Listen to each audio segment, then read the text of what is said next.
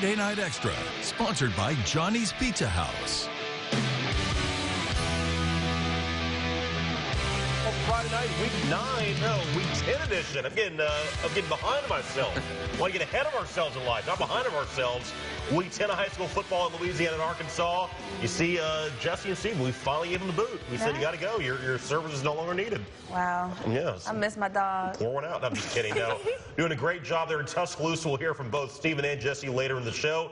You have Nick Summer and Dominique Williams, two fabulous news and sports reporters here at NBC 10 and Fox 14 too. Also, big game tonight. A lot of big games tonight. Let's start with Westboro and Ruston. Big, huge implications in Bearcat land. Whoever wins this game wins the outright district championship for 2-5A. Ruston hoping to beat Westboro for the first time since 1990. Yeah, and it's also senior night at Hoscaird Stadium. First play, Rebels running game carried. Literally carried by Ruston's defense right there. I've never seen that before in football. Fourth down for Westboro. Louisiana Tech commit. Full special teams crosses everyone up for a first down. Westboro in business now. Check this out. Hayden Federico, the pass over to Brett Norris, out of bounds, barely gets 2 feet in there. Big play from Norris. Federico in the red zone, takes it himself, circles around, not one, not two, avoids all those defenders, reaches Pater, the son of ULM baseball head coach Mike Federico, really happy. Bearcats starting off deep in their own territory. Well, not anymore. Bearcats lose it. Westboro recovers. They are at the 1 yard line. Westboro's Noah Norman right here. The handoff from Federico over to him. He is in the end zone. The younger brother of Charlie Norman, a former Westboro Rebel himself. His brother Noah scores. It's 14-0 in favor of the visitors. Dyson Fields been a stud all year long. He's a very good running back. Unfortunately, a big mistake right there. Westboro recovers. They lose the football. Talking about Ruston. Westboro fans and players are pumped up. Federico over to Rayshawn Pleasant. Pleasantly goes in the end zone. Pleasantly goes in there. It is 21-0 in favor of the Rebels. Ruston, there you see Kyle Williams right there, 18-year NFL vet. Ruston attempting a fake punt. Big moment right here for Brady Beeson, a moment he'll never forget in a big rival game right there, getting the whole crowd pumped up. Federico attempts some passes to the wideout right here. He is met by 2 Ruston defenders. What a hit that was. Dangerous hit. Federico this time connects with Pleasant. He grabs this in double coverage. Triple coverage, as you'd say, so to speak, yeah. But he's out at the 1 yard line. That would lead to this. The QB keeper from Hayden Federico putting Westboro up 28-0. West Monroe, the Rebels, go on to defeat the Ruston Bearcats 42-14.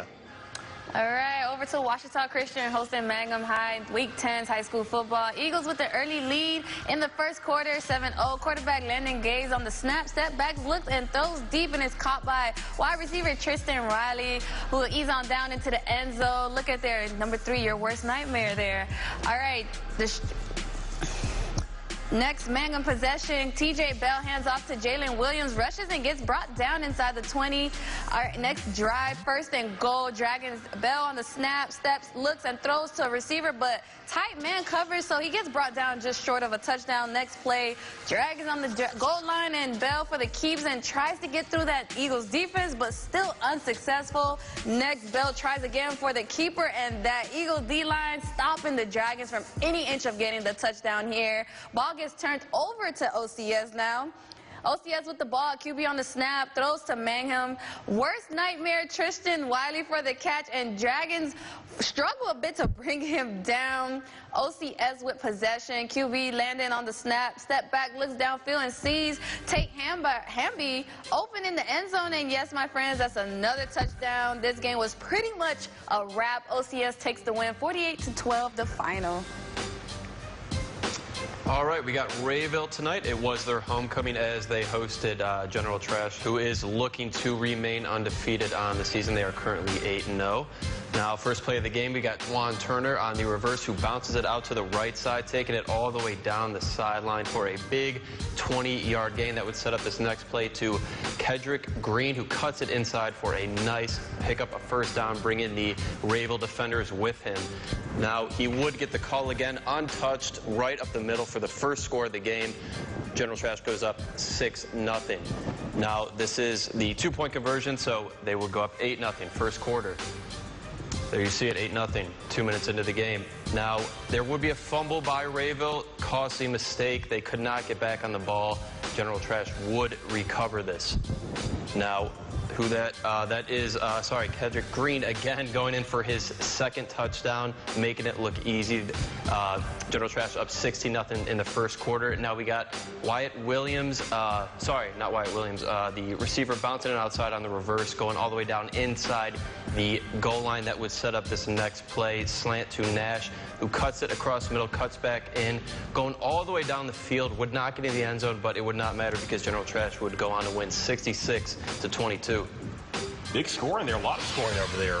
A lot more football straight ahead, including some free hot chocolate, perhaps? Yeah, we can't do that here. I wish we could do that, though. More football straight ahead. You're watching Football Friday Night Extra right here on Fox 14.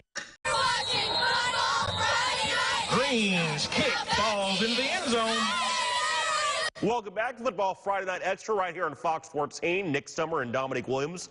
Jesse and Steven on the road. Got a little assignment. We'll hear from them later in the show. They're previewing LSU, Alabama. Meanwhile, more football straight ahead right here on Football Friday Night Extra. Wasman visiting Union Parish. A big 3A battle here in the area. This getting things started first. A 21-yard touchdown run, courtesy of, you know that guy. You know what his name is. His name is Trey Holly. You heard his name all year long. If you haven't heard his name all year long, where have you been? You haven't been watching Football Friday Night.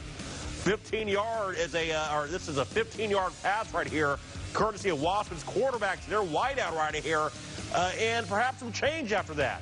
Getting a good gain right there. Union Parish back with the ball, however, and check this out, a barreling run by Holly. That's not even fair. Not even fair. Now, this is impressive right here. We talked about it earlier, and it's fun to watch even again. This is not a touchdown courtesy of a running back. This is a touchdown courtesy of the offensive line. Yeah, a moment for all O-linemen to be proud of all across the world. They lead 16-0 at home versus Wasman. Now, moving into the second quarter, good footwork right here by by Holly, it appears. No, it's another running back now for Union Parish. But either way, getting some great yardage. Now, it is hard to see, but they get the rushing score right here, and they miss the extra point to make it 22-0 in the second quarter. Wasman, unfortunately, couldn't get the offense going. Their band performance, which is always a highlight in itself. Wasman is a pretty good band. But either way, Union Parish goes on a win this evening in Farmerville. Over on the big side, 4th and 6, going for it. Turnover on downs. Tigers, Malone passes to Jamari Lewis for a touchdown score. Now 14-0. Tigers cheerleaders turning up on the sidelines in this next play right here. Score 14-0. There go the cheerleaders right there. Lakeside 4th and 2, going for it again, but they will come up short on the play. Another turnover on downs. Handoff to Ventrell Thompson for a 60-yard touchdown run. You'll see the fan in the crowd feeling it for this touchdown. Score 20-0, 46-0, the final. Jonesboro Hodge.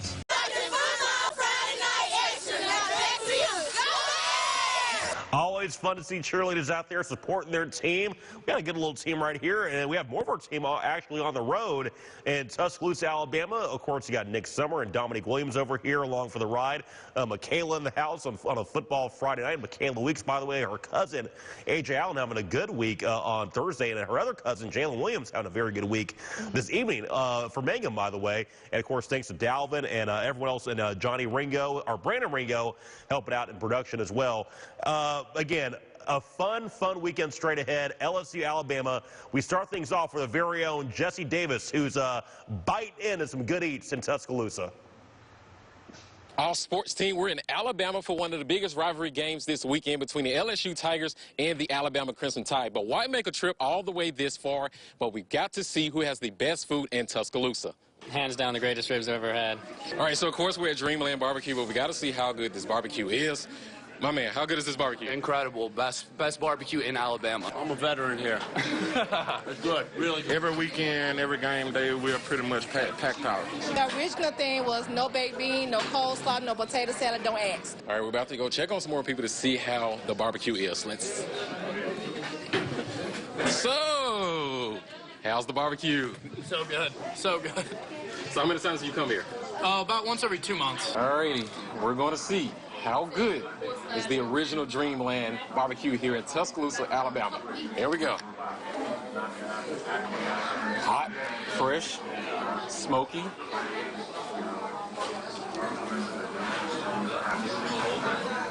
Whoa. Come on, one more.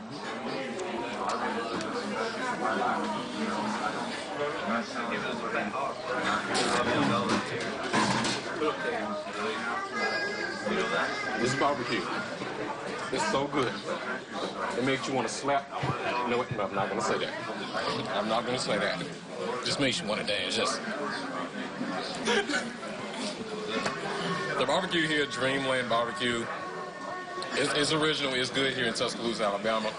That's it for me, because I have to get back to this barbecue. So report in Tuscaloosa, Alabama. I'm Jesse Davis, respectfully reporting for your weather station. Respectfully. You know, like that restaurant in the ribs. Jesse's original. Yeah. Just like the ribs, you know. I guess. Bum, Boy, I did not miss hearing that for a week. I did not miss You hearing. make me hungry now. I want some ribs. Right. Anybody open at this time of night? I'm afraid not. You got to wait. We have to wait for our next deal. Stephen Pappas, by the way. Now, I've been to this restaurant a few times. It's called Ramajama on the campus of Alabama's campus in Tuscaloosa. Very, very good food. Stephen Pappas gave us a little sneak peek of Ramajama.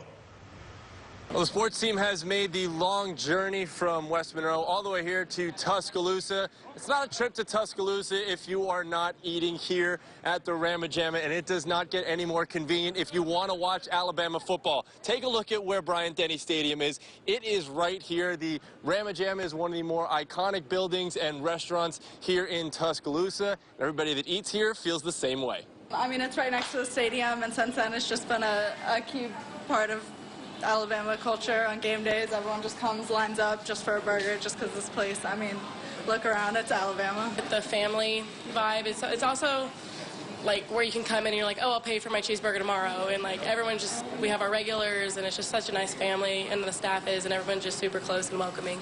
Big game tomorrow, LSU, Alabama. Who you got? Say what? Really? Really? After all that? What do you think of this place? All right, you heard it here first. Bo's got Bama. LSU, Alabama tomorrow. Winners. Alabama. LSU as a football team? Roll Tide, Alabama. Now we're going to have full coverage of the LSU and Alabama game that goes on right behind me at Bryant-Denny Stadium tomorrow at 6 o'clock Central Time. That game's going to be on ESPN. In the 9 o'clock show, we'll have a preview of that game. But for now, here in Tuscaloosa, reporting for your weather station, I'm Stephen Pappas. And more football straight ahead. Football Friday night right here on NBC 10. Pay test. Nick at Night. Nick at Night, yeah. Dominique at Night, too, yeah. And Chris, it doesn't make any sense, but either way. What does make sense, a lot of football games, especially being played on Thursday, of course, teams like to scout their opponent for who they could play the first week of the playoffs. So some teams getting started a little early this week, as in the case for two 4A foes, so to speak. Huntington at Neville, not really, but they're, Huntington's a Shreveport, Neville and Monroe, but either way, big 4A district title on the line. Neville hoping to win this thing, go into playoffs on a high note. Neville, by the way, number 2 in Class 4A. Huntington, number 3. Starting things off, quarterback dropping back, throwing a screen pass to his receiver. Goes about 8 yards before finally being taken down. Next play, Raiders try a little trickery, doesn't work out too well. Next play, Brett Vadiford handed over to A.J. Allen. Next one cut, beats the defender to the outside, and he'll go all in for the 64-yard touchdown to add 6 to the Tigers. His cousin Michaela's yawning in the studio. She says she's tired of seeing A.J. Allen. She's seen it before. She's seen enough of it. I'm just kidding. Next possession, after Huntington couldn't do anything with it, Neville back at it again. Next play, Batterford to Allen. Allen bounces in there, down to the 1. Next up, it is Allen again, getting the handoff, and he would just take a little break inside the end zone. We all need a break here and there. Exactly. Huntington looking to get on the scoreboard. Quarterback rolling out, looking for a teammate. Ball is tipped and intercepted by Neville, who takes us all the way down to the 20-yard line. Neville goes on to win this game, and by the way, they're Class 4A district champs with a 37-0 win. All right, over to Carroll versus Sterlington. Carroll with the ball, quarterback throws, and they'll actually get intercepted there by number 18. The Panthers would take the next turnover chain here right now. He was talking about, don't play with me. Don't play with him, you guys. All right, Panthers with the ball. Looking to make something happen. Looks downfield and throws deep to receiver there. Numbers 47 for 15 yards, run into the end zone. Panthers score now 28-18. Next play, Carroll back with possession. Bulldogs 1st and 16. Quarterback keeper on this drive and would get a first down for the Dogs. On to the next play, QB to Amari Geely, who will break through the Panthers defense and find himself in the end zone. But hold up right there. A penalty was called on the Bulldogs for holding before that touchdown was made, so no score here for the Bulldogs. Next, Carroll's QB looking to throw, but the Panthers defense will get the QB sack. Later in the third, Panthers kicking off to Bulldogs, and the ball will go live, and Panthers will recover and get possession on the 18-yard line there. Panthers 1st and goal in the next play. Gets in the end zone for another, you know it, touchdown, extending the lead. 48-18. Sterling takes the win, 50-18. All right, next we got Delhi Charter at St. Fred's, looking to keep the win streak alive. We got St. Fred's ball on the 40-yard line. Let's see what we got. Michael Thompson up the middle, bouncing it outside, making one defender miss. Can he make 2 miss? He can. Can he make a 3rd miss? Almost. And he gets tackled. Now we got St. Fred's again. Thompson again up the middle for a nice gain. Actually, a touchdown, sorry. Big touchdown run there for the young man. And a nice celebration by his teammates. Yes, congrats. Well deserved, well deserved. 8-0 with 5 minutes into the first quarter. Now we got Delhi ball. Quarterback run up the middle, and he would be stopped after, I believe that was a first down there. Actually, turnover on downs, I'm sorry. Now it is St. Frederick's ball, and we got Thompson again bouncing it outside, making it easy. Another score for him. That is his 2nd touchdown on the night. Another celebration by his teammates, making it look easy, as that's what he does. Yeah. And the extra point up and good. And we got Delhi Charter quarterback keeper running back taking it outside on to the left, tackled after a decent play there. Now we got Delhi Charter running it up the middle again for a nice game, but would not get the first down there. All right, Delhi Charter still with the ball, looking to get something done here. Ooh, and he is aggressively tackled. Looked like maybe a horse collar or face mask, but I don't see any flags on the field, so he would be stopped there. St. Fred's gets the ball back, giving it to, yet again, can we guess who it is? Michael Thompson. Yep, running down the sideline. You're not going to catch him. You're not going to stop him. 3 times in the end zone. 3rd time's a charm, making it look easy. And Delta Charter actually goes on to get shut out, though, by St. Fred's 43-zip. And some more scores for you from Thursday. West Washita and Asher winners, as are Lincoln Prep and Star City. By the way, more Arkansas scores for you. Hamburg over Dumas, and DeWitt past Monticello. More scores for you after the break. You're watching Football Friday Night right here on NBC's. No, you're watching Football Friday Night Extra on Fox 14. Yeah, that's right.